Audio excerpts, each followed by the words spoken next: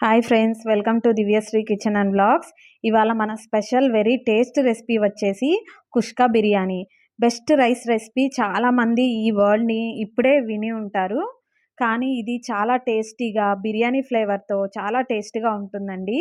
ఇది తమిళనాడు స్టైల్ అండి. ఈ కుష్కా బిర్యానీ ఎక్కువగా తమిళనాడులో ప్రిపేర్ చేసుకుంటారు. మనం కూడా ఇప్పుడు చాలా ఈజీగా ఈ కుష్కా బిర్యానీ ప్రిపేర్ చేసుకోవచ్చండి. అండ్ పిల్లల లంచ్ బాక్స్లో కూడా చాలా ఈజీగా ప్రిపేర్ చేయొచ్చు.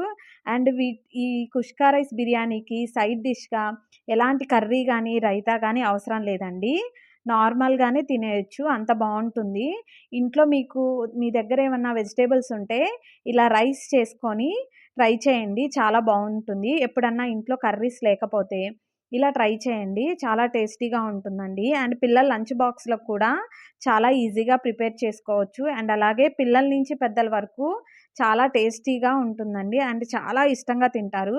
మరి ఈ కుష్కా బిర్యానీకి ప్రిపేర్ చేసుకోవడం ఎలానో చూద్దామా? ఇప్పుడు స్టవ్ ఆన్ చేసి ప్యాన్ పెట్టి 1 టేబుల్ స్పూన్ గీ యాడ్ చేసుకోవాలి. అండ్ అలాగే 2 దాల్చిన చెక్కని, 3, 4 యాలుక్కాయలు, అండ్ అలాగే 3 లవంగాయలు, బిర్యానీ పువ్వుని యాడ్ చేసి సన్నగా తరిగి పెట్టుకున్న ఉల్లిపాయలను యాడ్ చేసుకోవాలి. అండ్ అలాగే కొంచెం 4, 5 పచ్చిమిర్చి చీలికలను కూడా యాడ్ చేసుకొని, హాఫ్ కప్ టమోటాని యాడ్ చేసుకోవాలి. అండ్ అలాగే సన్నగా తరిగి పెట్టుకున్న అల్లం ముక్క అండ్ 4, 5 వెల్లుల్లి రెబ్బల్ని కూడా యాడ్ చేసుకొని, సన్నగా తరిగి పెట్టుకున్న కొత్తిమీర అండ్ అలాగే సన్నగా తరిగి పెట్టుకున్న పుదీనాను కూడా యాడ్ చేసుకొని, వీటన్నిటిని బాగా మీడియం ఫ్లేమ్లోనే బాగా మగ్గించుకోవాలండి. ఇలా బాగా మీడియం ఫ్లేమ్లోనే బాగా వేయించుకొని, ఇప్పుడు ఇందులో మనం ఇష్టమైతే గనక వేరే వెజిటేబుల్స్‌ని కూడా వేసుకోవచ్చు. ఇప్పుడు 5-10 నిమిషాలు మూత పెట్టి బాగా మగ్గించుకోవాలి ఇలా. ఇప్పుడు వీటిని చల్లారనిద్దామండి పక్కన పెట్టి. ఇప్పుడు మళ్ళీ స్టవ్ ఆన్ చేసి ప్యాన్ పెట్టి ఇందులో 1 టేబుల్ స్పూన్ నెయ్యి అండ్ కొంచెం ఆయిల్‌ని యాడ్ చేసి 4, 5 బిర్యానీ ఆకు, హాఫ్ టేబుల్ స్పూన్ జీడిపప్పు అండ్ సన్నగా తరిగిన ఉల్లిపాయలు అండ్ అలాగే ఉడికించి పెట్టుకున్న హాఫ్ కప్పు బఠానీ, క్యారెట్ హాఫ్ కప్పు, పచ్చిమిర్చి 4, 5 అండ్ అలాగే హాఫ్ కప్పు టమోటా అండ్ అలాగే సన్నగా తరిగి పెట్టుకున్న కరివేపాకును కూడా యాడ్ చేసి, కొంచెం సాల్ట్‌ని యాడ్ చేసి వీటన్నిటిని బాగా కలుపుకోవాలి. ముందుగా మనం ప్రిపేర్ చేసుకొని పెట్టుకున్న మిక్సీ జార్ తీసుకొని, ముందుగా ప్రిపేర్ చేసుకొని పెట్టుకున్న మసాలాలన్నీ వేసి వీటన్నిటిని బాగా ఫైన్‌గా మెత్తగా పేస్ట్ చేసుకోవాలి. ఎక్కడ కచ్చా పచ్చగా ఉండకూడదండి. మెత్తగా పేస్ట్ అయితేనే మనకి ఈ కుష్కా బిర్యానీ టేస్ట్ చాలా బాగుంటుందండి. ఇప్పుడు వెజిటేబుల్స్ అన్నీ బాగా మగ్గిపోయాయి కదండీ! ఇప్పుడు ముందుగా మిక్సీ చేసుకున్న మసాలాల పేస్ట్‌ని యాడ్ చేసుకుందామండి. ఇప్పుడు వీటన్నిటిని బాగా కలుపుకొని 5-10 నిమిషాల వరకు మూత పెట్టుకొని నూనె పైకి తేలేంత వరకు బాగా వేయించుకోవాలండి. ఇలా బాగా పైకి తేలేంత వరకు వేయించుకొని, చిటికెడు పసుపు, చిటికెడు అల్లం paste and half tablespoon పెరుగుని యాడ్ చేస్తున్నాను. పెరుగు మీకు ఇష్టమైతే యాడ్ చేసుకోండి, లేదంటే స్కిప్ చేసేయొచ్చు.